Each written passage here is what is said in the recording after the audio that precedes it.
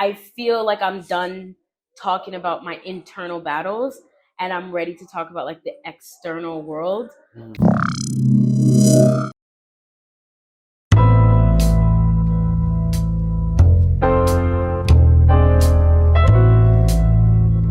boom, boom, boom. I like to dream about. I'm Stylez with SipWithStylez podcast. I'm here today interviewing all the artists, all the back of staff, and honestly, I'm just the face in front of the camera to give you guys a good energy. Follow me at Stylez So Real on Instagram. Have a place in my mind.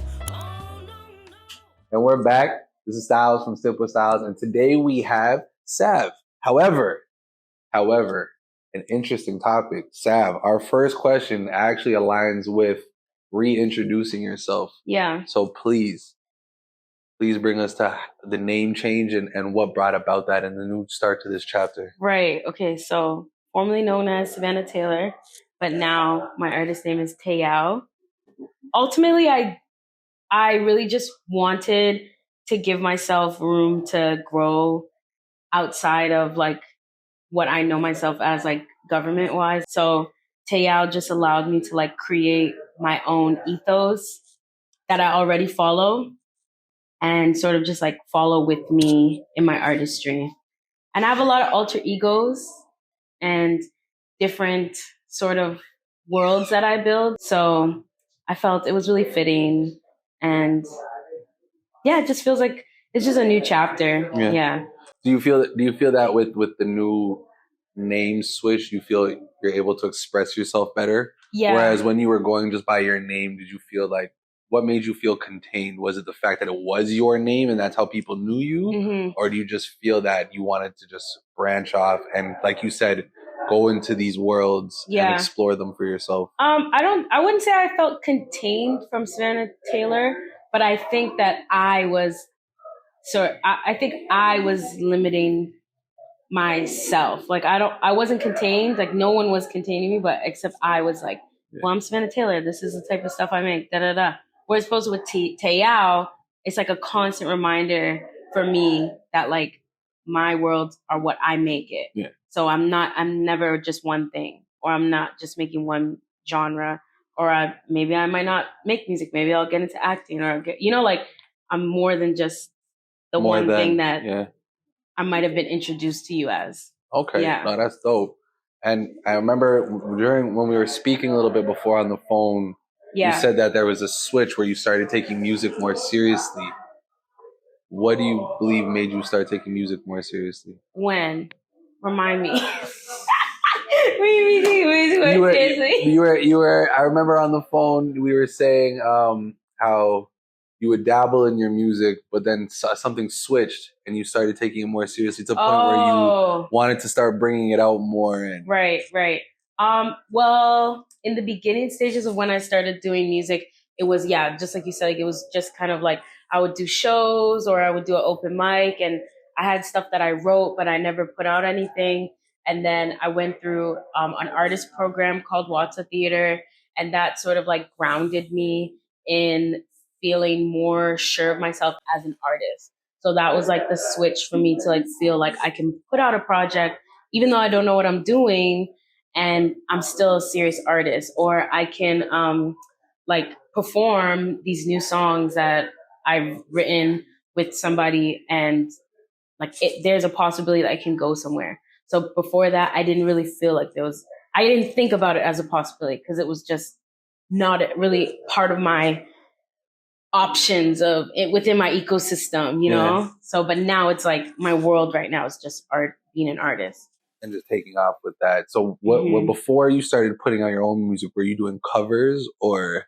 No, I wasn't. I was just singing out of my journal. Like, oh, for real? Like in your room? Yeah, no. I would go to open mics or like shows, and then I would just sit on the stage and I would open my journal and I would freestyle on the spot the words a cappella. Oh. So everyone's like, oh my God, did you write that? And I would just be like, kinda, because I would just be in the moment and I would just be like, read from my journal, but the musicality of it was freestyled. Yeah. So like that's what you mix like freestyle and spoken word into this new type of. Oh, that's so tough. Yeah. So that's tough. I wasn't doing a lot of covers or anything though. Everyone kept telling me to put out covers though. Because I feel like that's how everybody gets introduced into music. Especially if you don't start creating your own and feeling comfortable. A lot of people just, I'm going to sing somebody else's song. Yeah. And then once I get the validity of, people like my voice. Okay, now I'll start putting my music. I feel like that's like the path everybody goes down. Yeah. So to hear that you just did your own thing and mixing your own words into just freestyles and just being the rawest version of you is so dope. And I will say, sorry, just to add to that I definitely got a lot of my confidence to sort of perform through theater, like through starting from a theatrical background and being mentored by like really talented people that weren't just one thing. Like their artistry was their own genre. Like you couldn't really put them in a box, like poet, actress, singer, like, you know, like. So let's touch on that more because the theater as a whole is, like you said, it's not just one thing. For sure. Because people think of the theater and they think of acting or Broadway, but you don't know people don't know the specs of going into that. So take us more on that journey of you and how that like really helped shape you. So the program that I was in is called Wata Theater. It's run by To Be Young. And every year, well, it's done now, like it's not running, but for, I think it was 5 years, they would always have like a new group of people. And how she taught us was like through a framework. Like, so the whole premise was to sort of self-actualize, and then your art would exemplify what you self-actualize.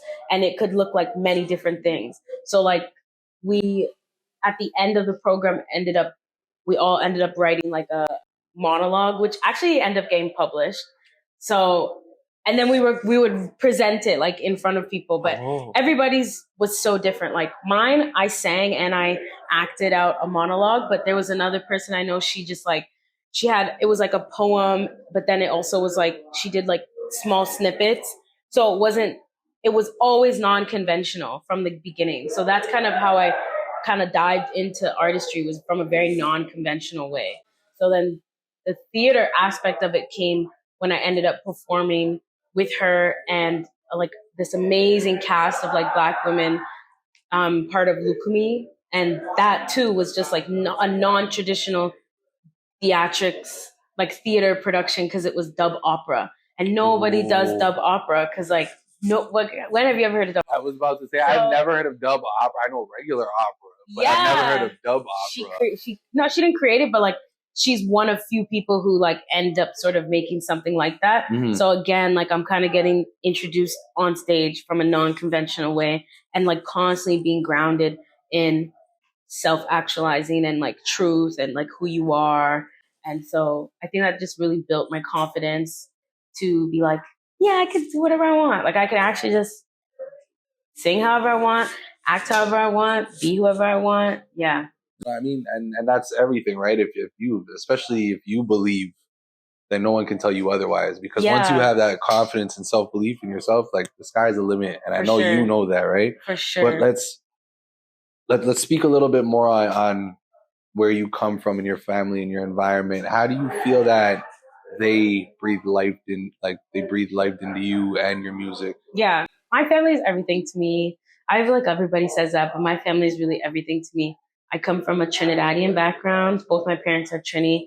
And I just grew up with it in the house, like very, like sort of seeped in our house, the food, the music, the culture, like, you know, accents, like, and they also are very supportive of me, of like my work.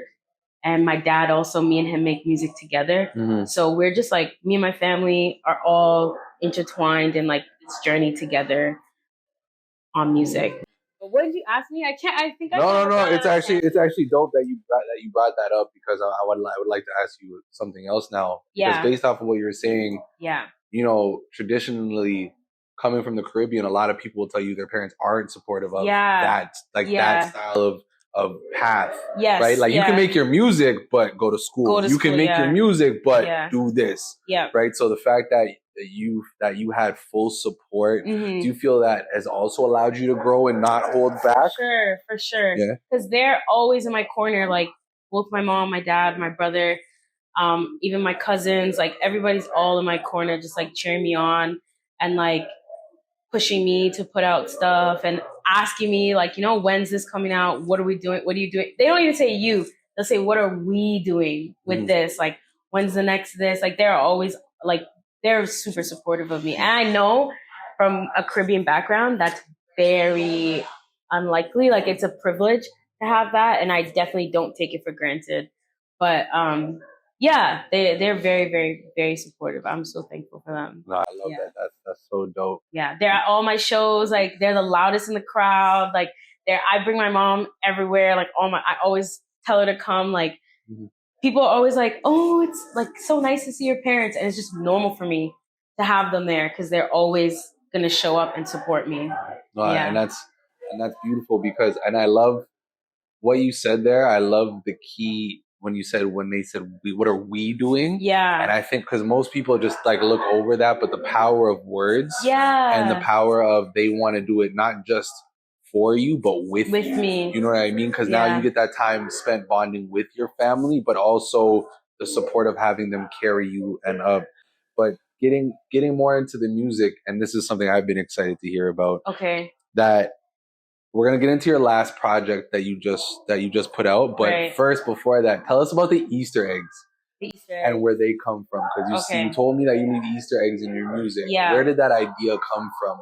Okay, the Easter eggs, it wasn't necessarily on purpose, but it really was just because I knew that I had other stuff coming. Mm-hmm. So if we think of it like a world, right? Like, I'm living in this world, and it's like, I feel like I'm like, you know, writing letters to people, like reporting about what's going on in the world. So for my last project, like, am talking as if everybody knows what I'm talking about. So it's not really like it was purposely Easter egg, but it's just like, I'm talking like, right now you might not understand, but like when you get the full picture, like it'll all piece together. Sense. Like, because I'm in that world right now, even right now, like I'm just always in that world. So I'm like talking as if like we all know what eventually land is, and we all know what the mission is. We all know what's coming, who I am, where I'm going to be. Like, so I just kind of talk from that point of view. So it ended up being Easter eggs, because my next project is like kind of like giving the full like nitty gritty of it. Yeah. So before we get into the next project, let's speak about the last one. Yeah. Because then I also want you to, after you tell us a little bit more about it and how it came about. Yeah. I would like you to talk about your growth from then till now. Right. You know what I mean? And the new upcoming project. Okay. So you want to know about the last project? Niveah-EP. Well. I'm just kidding. No, Niveah-EP, I was actually not going to put it out. Mm-hmm. I wasn't going to put it out because I had this project that I'm working on next in mind. And I felt like it was going to slow me down. But I'm so glad I did, because it sort of helped me close the chapter of Savannah Taylor in a way, so that I can like open my chapter of TAYOW. But that project, it was something that I had a bunch of songs that I had written, and it was half done. And then I kind of went to my